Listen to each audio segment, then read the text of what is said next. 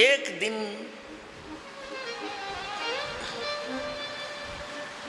पार्वती जी के यहाँ नारद जी आए। तो जब नारद जी आ जाए तो जान ही लीजिए आप, जहाँ कभी न झगड़ा हो रहा हो वहां झगड़ा होना ही होना है। तो जय हो।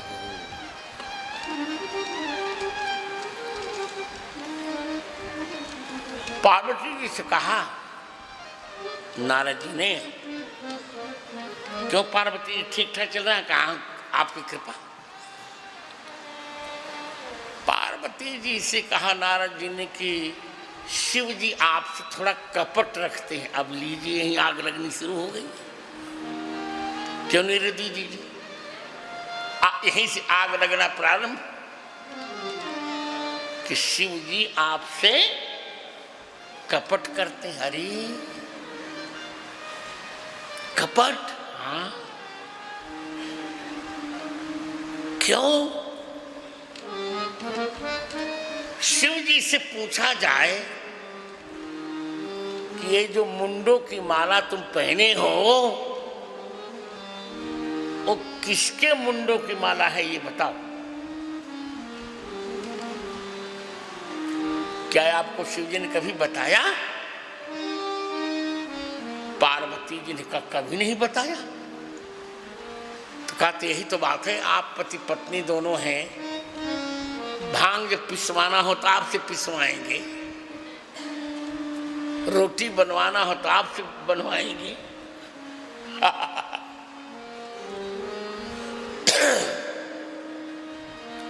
तो क्या कभी आपको बताया कि ये क्या नाम, ये मुंडों की माला में किसके सिर है? अब बिना माता को तो आनंद आ रहा है कि माता जोरदार हो गया। किसके सिरों की माला है? अरे अब शिव पार्वती जी ने तो गाल फुला लिया। इसको गुजराती में कहते फुग्गा फुलाना। हाँ, फुग्गा फुलावी ने बैठी गया, आवा दो इमने, आज ये पंच संस्कार करी दईश। शिव जी आए, वो तो बेचारे मस्ती में रहे थे। राम राम, पार्वती को रोम रोम, कह रहे जल पिलाओ, का जाइए वहां रखा पी लीजिए। आज बात क्या है? शिव जी जान गए आज नारद आ गए थे क्या यहाँ? कहाँ आज पदार्थ का, बस वही बात ही है। नारद जी आए और झगड़ा न हो। तब पार्वती जी ने क्रोध में कहा कि 11 मुंडों की जो माला आप पहनते हैं वो किसके मुंडों की माला है, बताइए। हरे राम राम। अब शिव जी के सामने तो क्या कहा जाए। आपने ये बात मुझसे क्यों अब तक क्यों छिपाई?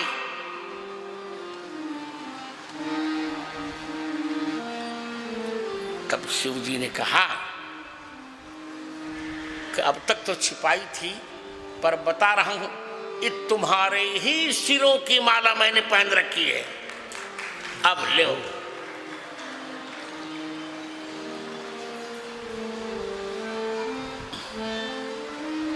तब तो पार्वती जी को और झटका लगा कि मैं भी मरती हूं। हाँ, मरी तो तुम बहुत हो, पर 11 सिरों की माला मैंने पहन के रखी है। काई मैं अमर कैसे हो सकती हूं? तो कहा चलो अमरनाथ चले, भगवान की अमर कथा सुनाते हैं तुमको, तब तुम अमर हो जाओगे। देखिए अमरनाथ की यात्रा में भी मैंने इंटरव्यू में भी कहा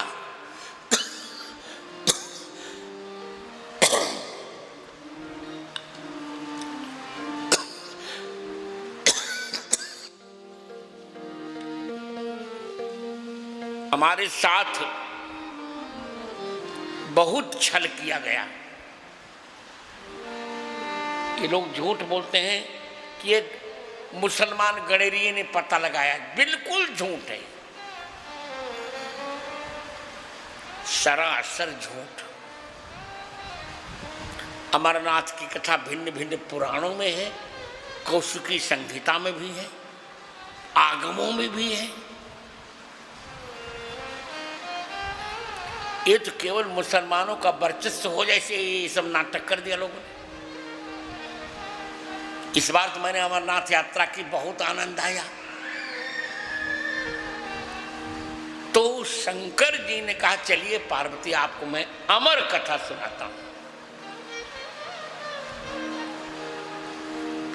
तो भगवती जी को शंकर जी अमरनाथ गुफा में ले आए और वहां उनको वो देखा, वहां कोई था नहीं। इधर और सुनिएगा, इधर क्या हुआ। कौशनदास तुम भी ध्यान देना, अच्छा विषय है। विश्वंभर तुम लोग कथावाचक हो। तो एक राधा जी के साथ एक तोता रहता था, उसका नाम था कलवाक। ध्यान से सुनिए, माताओं बहुत ध्यान से सुनो। प्रीति जी आप तो ध्यान से लिखिए। हमारी रेखा माता जी हमारी एक शिष्या हैं, अभी यहाँ नहीं है, बहुत प्रिय शिष्या हैं। अभी रामानंदाचार्य चरितम जब छपाया तो उन्हीं के धन से छपाया। हमारे गोत्र की ही बहू हैं वो, गरिमा। तो वो भी सुन रही होंगी, तो उनको भी कह रहा बहुत ध्यान से सुनो।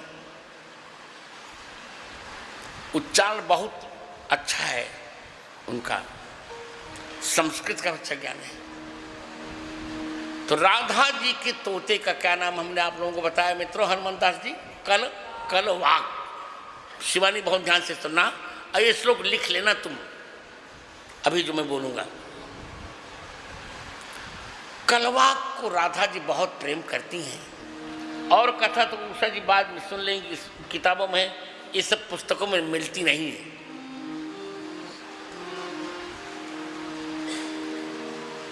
एक दिन राधा जी के वियोग में भगवान कृष्ण बहुत व्याकुल, अरे एक दिन कृष्ण भगवान के वियोग में राधा जी बहुत व्याकुल हुई, बहुत व्याकुल हुई। विशेष जी तब उन्होंने एक, हमारे यहाँ संस्कृत का छंद है पृथ्वी छंद। क्या, कौन सा छंद है? पृथ्वी। बहुत अच्छा छंद है, एक कौशनदार भी न जानते हो, नहीं जानते होंगे, बहुत अच्छा छंद है, पृथ्वी छंद है। पृथ्वी छंद में राधा जी ने एक श्लोक पढ़ा, वो मैं पढ़ रहा हूं।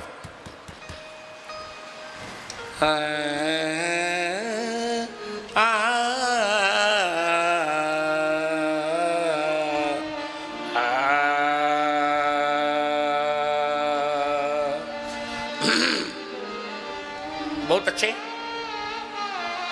इतना नहीं। दुराप जनवर्तिनी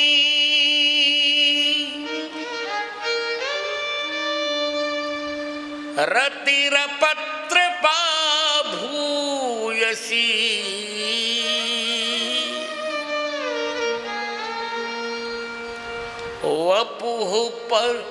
वपुः परवशं जनुः परमिदं कुलीनान्वये।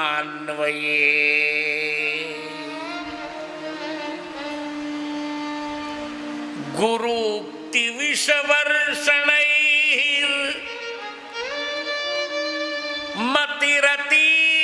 दौस्थ्यं गता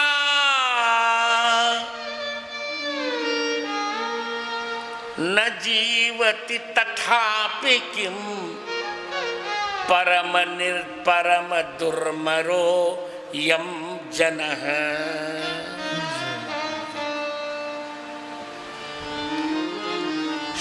एक बार मैं फिर पढ़ रहा हूं। दुराप जनवर्तिनी रतिरपत्र भूयसी वपुः परवशं जनु परमिदं कुलीनान्वये गुरूक्ति विषवर्षणैर् मतिरतीव दौस्त्यं गता न जीवति तथापि किं परम दुर्मरोऽयं जनः। बहुत सुंदर श्लोक है ये। इसका अर्थ सुनिए। राधा जी कहती हैं दुराप जनवर्तिनी रतिरपत्रपा भूयसी। रति ही भूयसी अपत्रपा कथम यतो ही दुराप जनवर्तिनी। ये मेरी रति जो है बहुत निर्लज्ज है, जिनसे, क्योंकि दुराप जन जिनसे मैं प्रेम कर रही हूं, दुराप बड़े बड़े मुनिजन उनको नहीं पा सकते, ऐसे भगवान कृष्ण से मैं प्रेम कर रही हूं।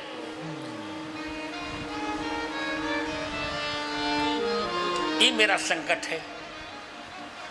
वपुः परवशम, और शरीर परवश है। अभी शरीर मेरे वश में नहीं रहा, ये भगवान कृष्ण के वश में वो चला गया है। जनु परमिदम कुलीनान्वय, और मेरा जो जन्म हुआ है वो कुलीन अन्वय माने कुलीन परिवार में हुआ है। घर छोड़ के भाग भी नहीं सकती। और गुरूक्ति विषवर्षणैर् मतिरतीव दौस्त्यं गता। गुरुजनों की उक्ति रूप विषवर्षण से भी मेरी बुद्धि बहुत व्याकुल हो गई है। इतने संकटों के रहने पर भी न जीवति तथापि किम परम दुर्जनो यम जनः। अरे तथापि किम अयम जनः न जीवति, इतने पर भी क्या राधा नहीं जी रही है? राधा तो जी रही है ना, क्योंकि परम दुर्मरो यम जनः, इस जन की मृत्यु बहुत कठिन है। ये श्लोक राधा जी ने कहा, इसको उस कलवाक नामक तोते ने कंठस्थ कर लिया था। राधा जी ने कहा था कि देखो इसे श्याम सुंदर को मत सुनाना, पर तोता चंचल था। राधा जी के मना करने पर उसने भगवान को यह श्लोक सुना दिया। और श्लोक सुनते ही भगवान कृष्ण मूर्छित हो गए। तब पानी डालकर, पंखा झालकर, आंचल से वायु करके किसी प्रकार राधा जी ने भगवान को लौटाया, सुस्त किया। तब कहा कि तुम बहुत दुष्ट हो। तब राधा जी ने उस कलवाक नामक तोते को अपने पिंजरे से निकाल दिया।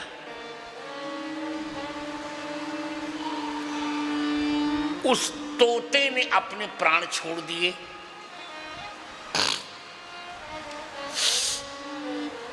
उसी तोते को शुकाचार्य बन के आना था।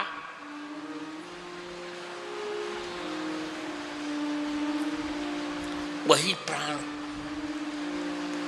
इधर शिव जी ने सर्वत्र देखा, वहां कोई नहीं बचा था। एक तोते का अंडा था, उसमें भी से जीव निकल गया था। अंडा निर्जीव वहां पड़ा था।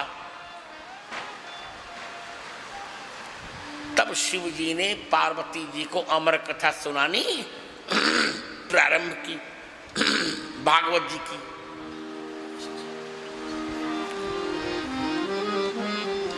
और जब भागवत जी की अमर कथा सुनानी प्रारंभ की,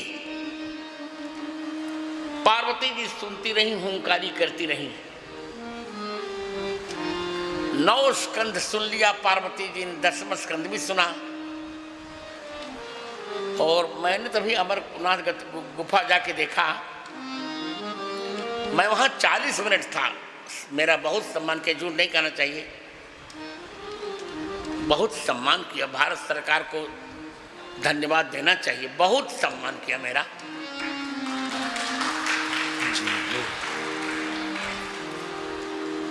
वहां 40 मिनट कोई बैठ थोड़ी पाता है, पर चूंकि मैं पद्म विभूषण भी था और रक्षा मंत्री का निर्देश था, तो भारत सरकार ने सम्मान किया। तो वहां का जलवायु ऐसा है कौशलेंद्र दास कि वहां बैठने पर व्यक्ति को नींद आ ही जाएगी। ध्यान देना चाहिए। वहां आप बैठिए और 10 मिनट में एक झपकी तो आपको आनी ही आनी है।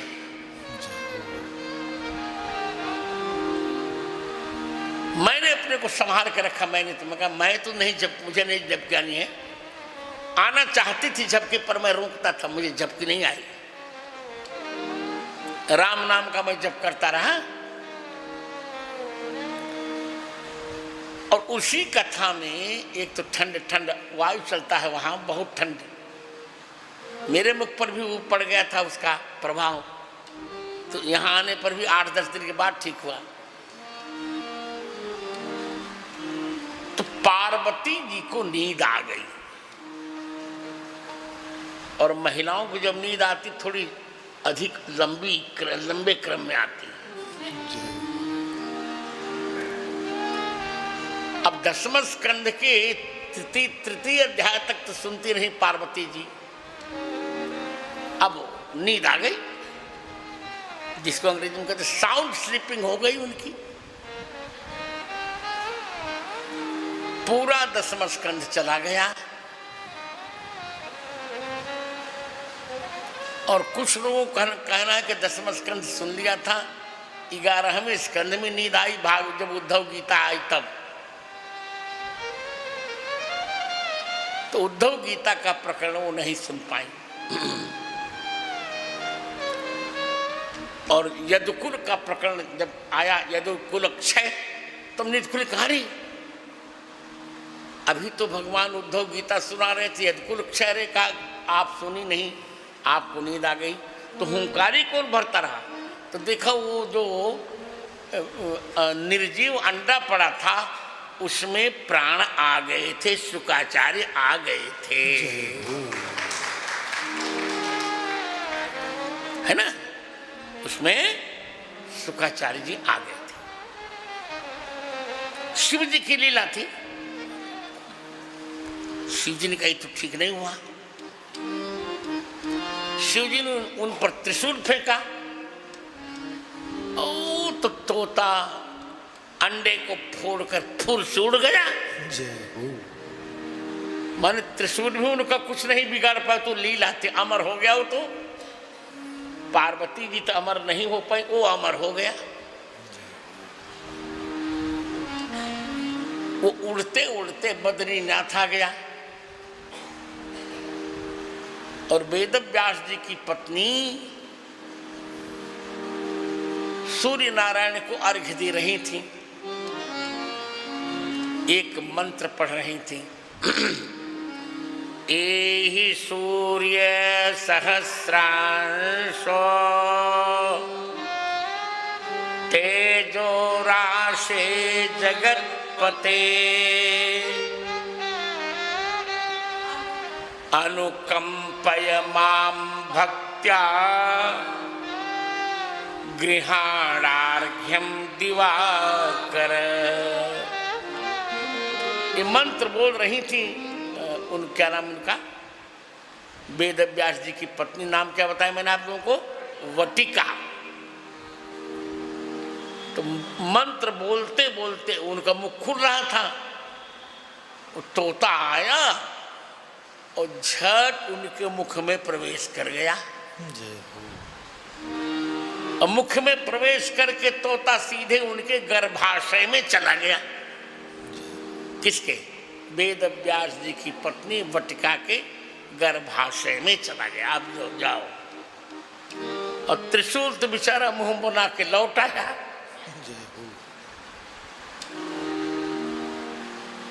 और यही वेद व्यास जी के यही तोता वेद व्यास जी की पत्नी के गर्भ में जाकर धीरे धीरे मानवाकार होने लगा, मनुष्य बनने लगा। और 16 वर्ष हो गए तो स्वस्थ भी हो गया, पर गर्भ से आने का नाम नहीं ले रहा है।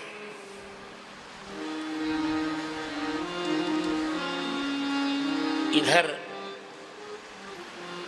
वेद व्यास जी ने कहा बेटे आ जाओ, तो नहीं आया। अब यहां मेरा गीत है, बड़ा प्रसिद्ध गीत है।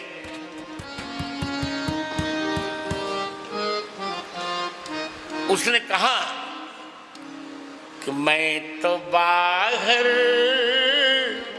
नहीं तात आऊंगा, गर्भ में रह के हरि गुण गाऊंगा। मैं तो बाहर नहीं तात आऊंगा, गर्भ में मस्ती में गाइए। विशेष बाबू आप स्वर को छिपाया मत करिए। अरे गाओ यार, करियो स्वर दिया है भगवान से, गाओ। मैं तो बाहर नहीं तात आऊंगा, गर्भ में रह के हरि गुण गाऊंगा। मैं तो बाहर नहीं तात आऊंगा, गर्भ में रह के हरि गुण गाऊंगा। गर्भ में रह, बहुत अच्छे। गर्भ में रह के हरि गुण गाऊंगा। आप बाहो मुझको बाहर पिताश्री बुलाए नहीं, मुझको बाहर पिताश्री बुलाए नहीं, मुझको बाहर पिताश्री बुलाए नहीं, मुझको बाहर पिताश्री बुलाए नहीं। झूठी माया में मुझको फंसाए नहीं, झूठी माया में मुझको फंसाए नहीं। मैं तो बाहर कभी सुख न पाऊंगा, मैं तो बाहर कभी न सुख पाऊंगा, गर्भ में रह के हरि गुण गाऊंगा। मैं तो बाहर कभी न सुख पाऊंगा, गर्भ में रह के हरि गुण गाऊंगा। मैं तो बाहर कभी ना, मैं तो बाहर नहीं तात आऊंगा, गर्भ में रह के हरि गुण गाऊंगा। गर्भ में रह के हरि गुण गाऊंगा। ओहो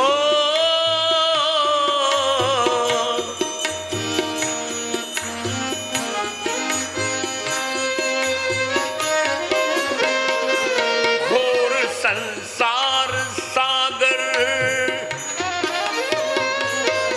घोर संसार सागर भयानक प्रभो, घोर संसार सागर भयानक प्रभो, घोर संसार सागर भयानक भयानक प्रभो, घोर संसार संसार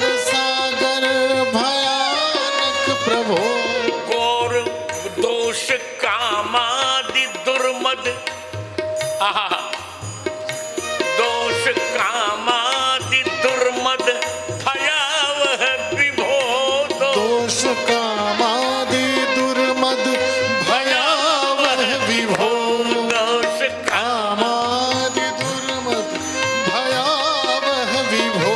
मैं तो बाहर भजन कर न पाऊंगा, मैं तो बाहर भजन कर न पाऊंगा, गर्भ में रह के हरि गुण गाऊंगा, मैं तो बाहर भजन कर न पाऊंगा, गर्भ में रह के हरि गुण गाऊंगा, मैं तो बाहर नहीं तात पाऊंगा, गर्भ में रह के हरि गुण गाऊंगा।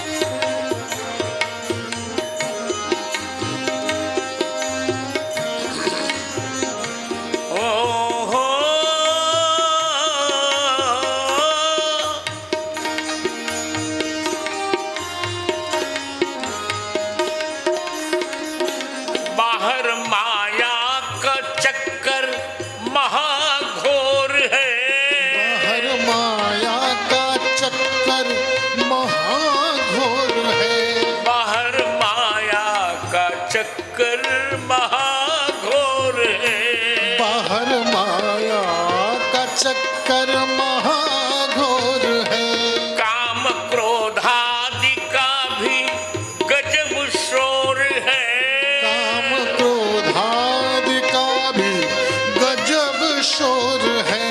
मैं तो बाहर नहीं शांति पाऊंगा, गर्भ में रह के हरि गुण गाऊंगा, मैं तो बाहर नहीं शांति पाऊंगा, गर्भ में रह के हरि गुण गाऊंगा, गर्भ में रह के हरि गुण गाऊंगा, गर्भ में रह के हरि गुण गाऊंगा।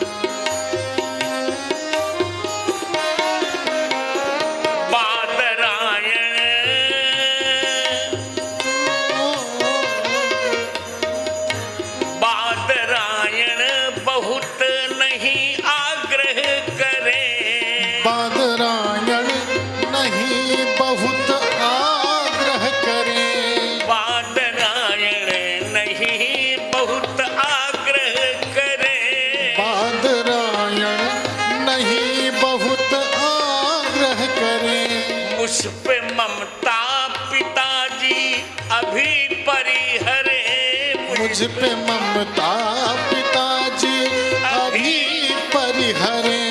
ईश गिरिधर को जय हो,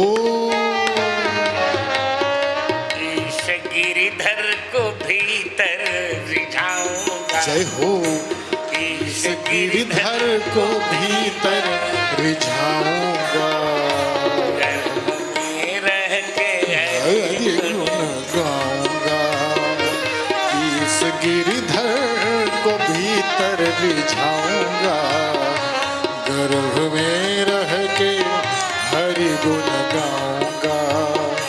बादरायण बहुत नहीं आग्रह करे, बादरायण नहीं बहुत आग्रह करे, बादरायण बहुत नहीं आग्रह करे, बादरायण बहुत नहीं आग्रह करे, मुझ पे ममता पिताश्री तनिक परिहरे, मुझ पे ममता पिताश्री तनिक परिहरे, ईश गिरिधर को भीतर रिझाऊंगा, ईश गिरिधर को भीतर रिझाऊंगा, गर्भ में रह के हरि गुण गाऊंगा, गर्भ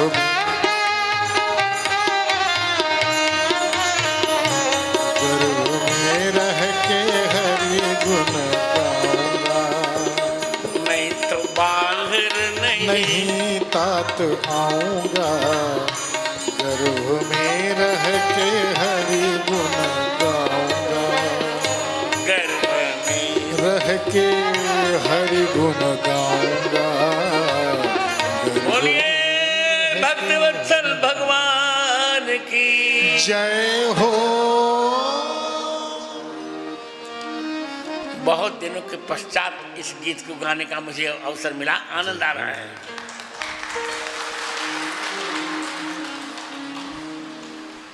जो भूला वो जोड़ दिया, अर्थात शुकाचार्य जी बाहर आना नहीं चाहते। ठीक, मैं भीतर ठीक हूं पिताजी, और वेद व्यास जी को ममता की तरह प्यारा बालक मैं देख लेता कितना अच्छा होता।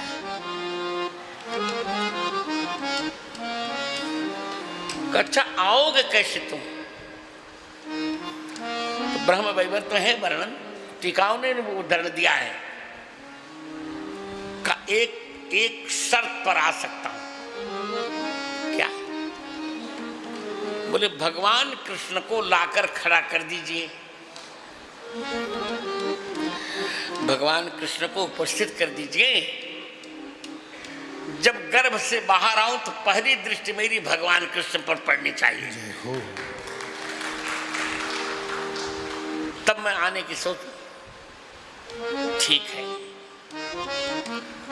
भगवान कृष्ण से प्रार्थना की, भगवान ब्राह्मणी के प्राण की रक्षा के लिए आप आ जाइए। भगवान आ गए, भगवान, और भगवान आगे कहा अब आओ। और कोई पीड़ा नहीं हुई माता जी को।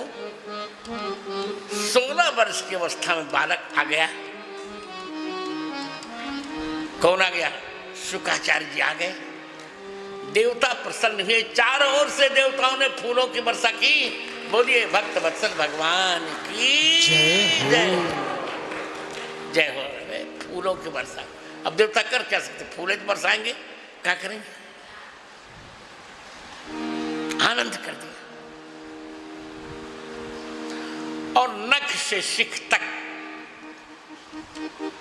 शुकाचार्य जी ने भगवान को निहारा। वंशी विभूषित करार, क्या सुंदर, आनंद कर दिया। नवनीरदाभात पीतांबराधर बिंब फलाधरोष्टा पूर्णेन्दु सुंदर मुखादर विंद नेत्रा कृष्णात् परम किमपि तत्त्वमहं न जाने। देख लिया, देखा भगवान बंशी बजा रहे हैं। हरे प्यारे मोहना हो,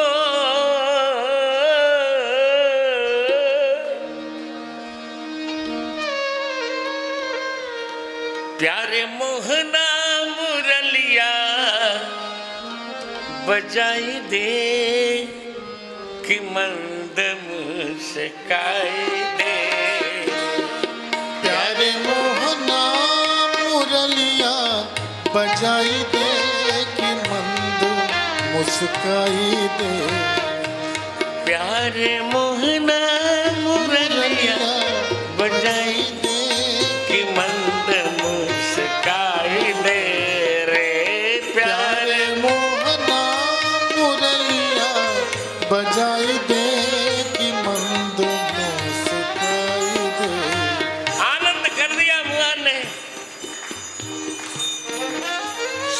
शुक्राचार्य ने देख लिया भगवान को तो बस अब जन्म का फल मिल गया।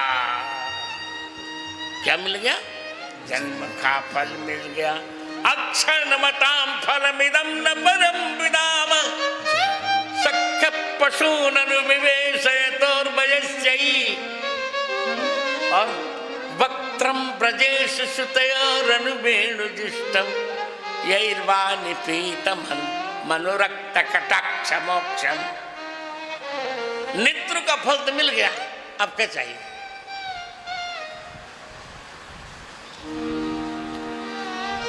अब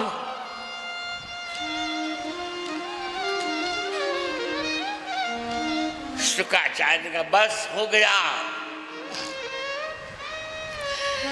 जैसे पिंजरे से उड़कर तोता फुर उड़ जाता है, उसी प्रकार गर्भ के पिंजरे से उड़कर तोते की भांति फुर से चल पड़े शुक्राचार्य जी।